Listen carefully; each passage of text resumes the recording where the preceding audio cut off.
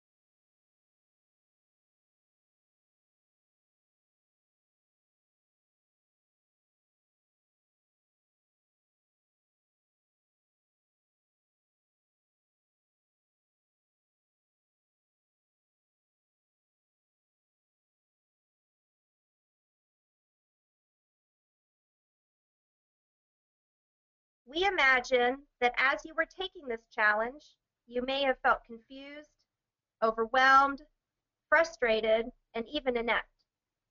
Now, imagine what it would be like to be a student who experiences this on a daily basis.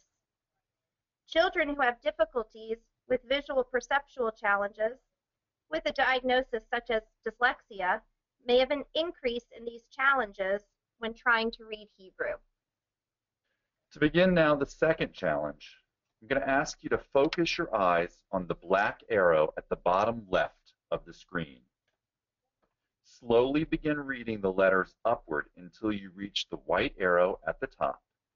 Then continue reading downwards and then upwards and so on, rotating until you finish the entire sentence.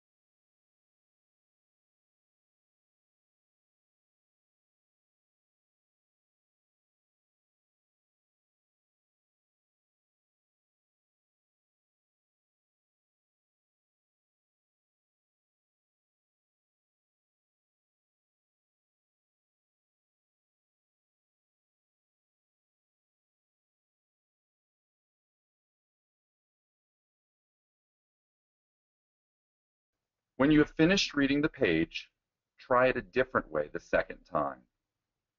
This time, take your finger and point to the screen, starting at the black arrow on the bottom left. Follow along, tracking each letter as you go. It should be much easier to read this time.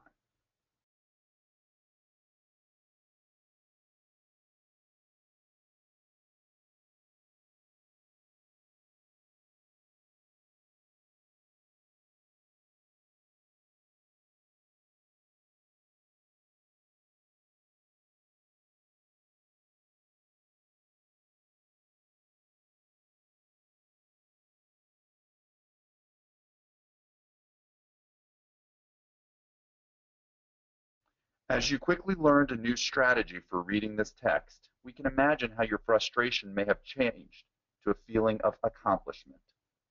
Our methods are designed to help students who learn differently feel more comfortable about learning to read Hebrew. Now that you have begun to experience a few simplified examples of what some of our students may be feeling and experiencing, we are going to present 9 strategies for teaching Hebrew reading skills to students who learn differently. The first strategy. Hebrew presents students with a whole new set of characters. Just like solving a jigsaw puzzle, the learner must carefully compare differences on pieces to fit them into the larger puzzle.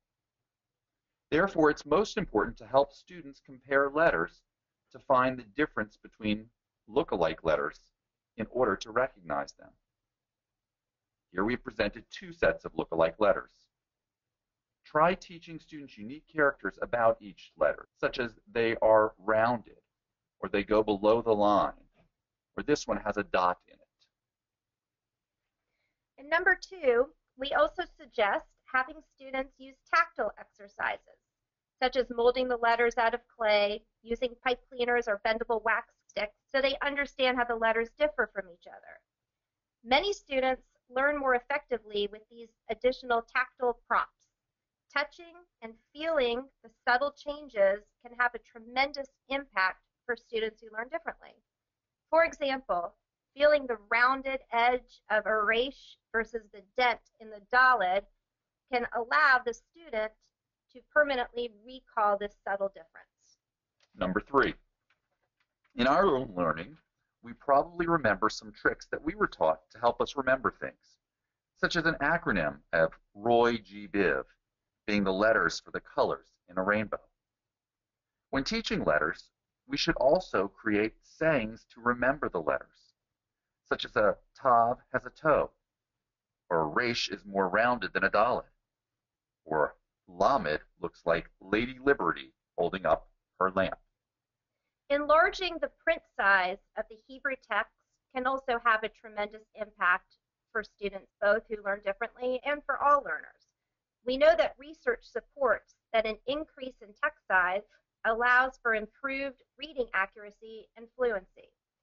Providing children with Hebrew text that is small can in fact exacerbate difficulties that are already there. In our congregation, for example, all students preparing for their B'nai Mitzvah are provided with an enlarged copy of all of their prayers as well as their Torah portion. Number 5. Struggling with reading can be isolating for students and often causes embarrassment. As teachers, we must remember this and avoid causing more embarrassment and anxiety for students by calling on them to read out loud. If we do need to check their progress, we recommend that you do it in a private setting without other children around. And number 6, we suggest limiting distractions from the page. Students with attentional challenges can be easily distracted. This simple strategy can allow for limiting distractions on the page of the text that they're trying to read. A simple way to do this is to take sticky notes, which can cover up pictures or other distractions that are surrounding the text at hand. We've provided you with an example where you can see the word Baruch and the distractions around them are covered by these yellow adhesive notes. Number 7. Just like we learned in the second empathy challenge, following along with our fingers is a great way to help our eyes track the text as we read. So always have available a pencil or a yod, or to remind them to always use their finger when they're reading. Number 8, we suggest segmenting or breaking apart syllables for the students. An ideal way to do this is by highlighting each syllable in alternating colors, as seen in the example on the slide in front of you. While simply taking a pencil to divide the syllables can also be helpful, providing the use of alternating colors will be tremendously impactful to help students both with their visual tracking and following the text, while also allowing them to visually attack these Hebrew words. And finally, number 9.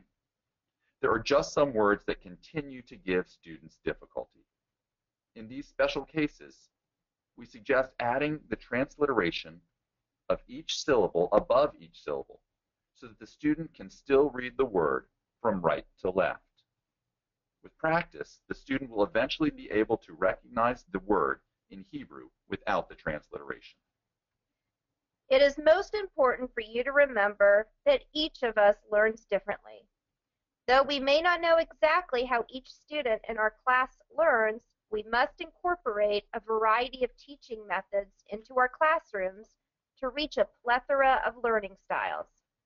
Though these methods are particularly helpful for working with students with reading-based learning differences, they are also helpful for all learners.